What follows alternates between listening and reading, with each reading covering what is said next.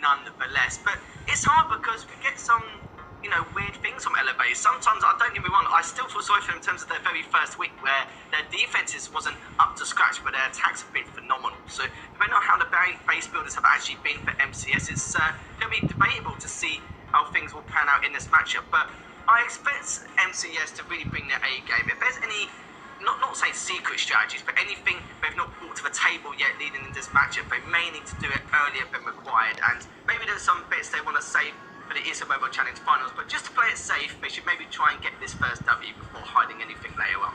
I think it's important, because they are on the heels of Tribe Gaming. There is the opportunity for a couple of teams to sneak through and try and gain ground off of their losses.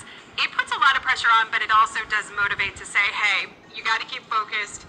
You got to keep your eye on the prize and make sure that, you're looking over these plans left and right, making sure that there is absolutely zero room for error in this one. But Eve Carlito is going to be the one kicking it off, and he's starting with the one ground attack that we were talking about coming in with a nice high percentage, and that is the Super P.E.K.K.A. Smash. The Warden to lead the pathing, and we often see this because he does have great range, is able to reach over the walls, pick off some additional structures, as you can see here, able to get to the Eagle. But we've got a nice easy passage coming in, and he's getting beautiful chain value and assist coming in from the Electro Owl to actually help speed this up quite a bit more. This is also going to easily pull back around into his main pack of troops, which is nice, where you often worry about your queen veering off in the wrong direction. Absolutely, and they're using that baby dragon just to create the funnel for these P.E.K.K.A.s and the Ice Golem. And the Ice Golem looking to try and tank some of its damage, but it's going to go into the northern compartment to deal with that Bonnet Tower. Just going to freeze it for the time being, just hoping to delay as much as possible with a few of those loons. Also giving a helping hand, and you can see the Ice Golem there coming in from that eastern side as well, just to make sure to create a better funnel going forward. But so far so good. Blimps coming into the northern side, looking to go towards that town hall, but still the bulk of his attack just trying to do the best it can to push it at bay, but not really too much working out here. We'll find a couple of Teslas along the way. The Warden will deal with that momentarily, but we'll find a couple of traps which go towards these healers. But even then, it's been very, very tough. Just at the same time, just keeping an eye on that town hall to make sure it does get taken down, which it does, and it's been successful so far. But look at this, they've still got to deal with that Bonnet on the left side, which is going to be fine. The AD may take out the healers, but we'll have to see. Yeah, I was a little bit worried about that because the blimp landed in just a little bit further away from where he wanted it to go. King has done phenomenal work along with the Royal Champion. Those wall breaks opening in and out of the 3 o'clock compartment was huge for this to help take care of the cleanup. I mean, we saw everything pretty much fizzle out as it made it through the back end, though we do have one P.E.K.K.A. alive, but we have the Queen, her ability, we have the Royal Champ just launching off that Seeking Shield, which is huge. This is why a lot of times you want to keep those hero abilities as long as possible, and providing that you can get the right pathing in, allow the healers to switch over to the P.E.K.K.A.s, to the Super Wizards, keep the Queen behind, you can reserve that ability. This is absolutely stunning, and a great way for Elevate to start off this war. Yeah, that was smooth. I think the best word to call it. Very smooth from Romeo there. Just using the invisibility spell just to make sure that town hall was a guarantee. Nicely done with the blimp as well, cleaning the path. I think a lot of the healers actually soaked up a lot of those traps along the way. Anyway, the AD did, a great job just trying to do its best to take out those healers. Some of them were very, very low on health, but even if, they were taken out anyway, that P.E.K.K.A. would have just flown through onto the western side, so that would have been perfectly fine. But apart from that, that was a fantastic attack. We're talking about the Super P.E.K.K.A. Smash. It's been given a lot of love over the course of this last few play days, especially last week. It was one of the top 6 weekly attacks there, as we mentioned earlier on in the pre-show. But now with Sinfei, we're going to see what he's going to come up with here, as looking to try and attack Carlito's base to see if he can back himself a 3-star as well for MCS.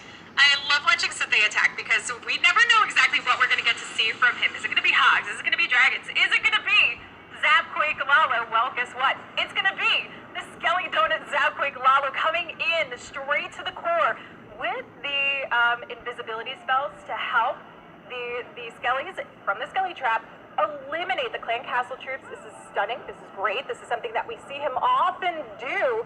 And you always have to hold your breath to make sure that he gets the timing right, that he gets the placement right on everything to get that full value. Otherwise, it's a big risk of investment.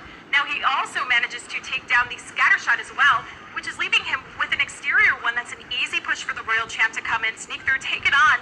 If she can get past these Skellies, launches that Seeking Shield, and it is just enough from the hits that she initially got on before the Skellies popped up. Yeah, the Skellies have actually done a huge amount of work there just keeping the RC at bay, but he might actually still take down the Expo. No, he does not. But we'll see how much of a detriment it's going to be later on, as he will be able to inflict additional damage. Those Skellies, if they weren't there, definitely would have taken out that Expo with ease, and then maybe push them across to take something else out. But it doesn't matter, he's still got a fair amount of value anyway, and you can see some of those loons coming in from the 8 o'clock side, the Stone Slammer as well, and the bulk of it, of course, coming in from the 11 o'clock side as we're looking to push towards that Inferno Tower. Still got to deal with the AD and the Eagle on the north side. So this is a fantastic fight. So far, looking to put in towards the north side of that Eagle Eye in that northern compartment. So far, you can see the Rocket Leaves as well, just because she'll take out any more of the defenses on that western side as well. But this has been fantastic from Sinbad. Still got plenty of time left as well. That was a very aggressive attack and really well executed. And no spells needed on this, because remember, he invested all that spell value on the initial funneling for this pathing for the Lalo, taking down some big value. We've got scatter shots down, and oh my goodness, he is sending in a swag parade of loons. But think about this. Think about the value that he got with that opener, really seeing the weaknesses in that base where he could take advantage of it, just using those spells, connecting the heroes along, obviously taking down those scatter shots, taking down CC troops, not only impacts what kind of value you're going to get for your pathing with your Lalo, but it also relates very much so to how much value you can get out of your heroes with that as well, ensuring that they can make the push coming in if there's a lot of surrounding defenses. And these days in the current meta, we are seeing a lot of ground bows, particularly surrounding bases, trying to keep your heroes from getting as much value as possible. So if you can eliminate some of those other additional factors, it's huge for you, and that means you can. I wouldn't recommend it all the time, but you can use those spells instead for the Lalo for this opening value, which he really smartly did.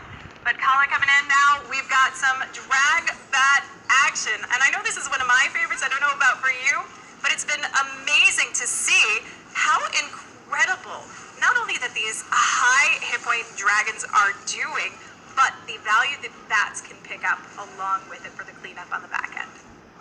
I think I've seen a lot more of the drag back composition in NA actually rather than EU. We've seen it sometimes in EU, don't get me wrong, but I feel like it's been used a lot more in the North American scene. So it's nice to see a little bit more of it in EU as well, because I do feel like it is hiding in the shadows a little bit. Kind of the same as with the Inferno Dragon kind of composition, as also hides in the shadows sometimes. And now the Queen now coming in from that 10 o'clock side, just pushing into that compartment to take down that scanner shot. Still got the Archer Tower to deal with as well, straight after, as well as the tower behind it. But look at the northern side so far, the RC has come out. It's got a lot to deal with here. Needs to use that invisibility spell just to keep it alive, but also keep the Skellies away to push towards the Queen instead. But now looking to push in forward in that northern compartment to take down that scatter shot as well. Still got a little bit more work to do, but it looks like even if he does want to push on in, that's already done a huge amount already. There's too much there to deal with in terms of DPS and push on forward. But here comes all those drags, all those loons there from the southern side, along with that warden as well.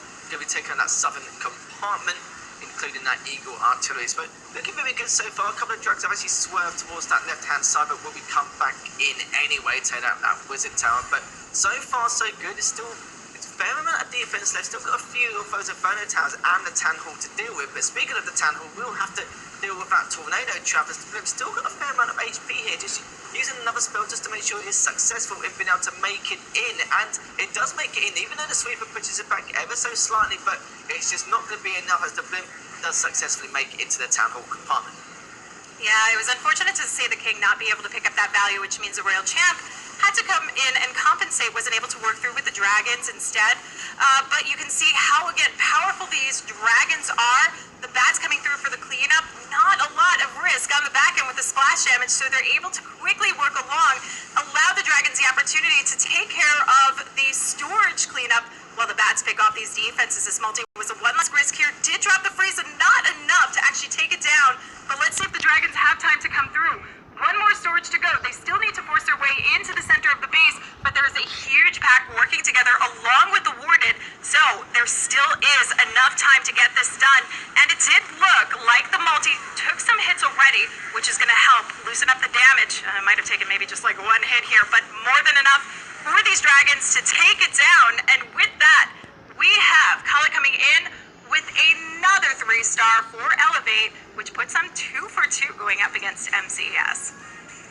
Yeah, another triple, we can't complain there. It's like we've always said, Elevate have a really talented attacking squad, and it is continuing to do absolute work in.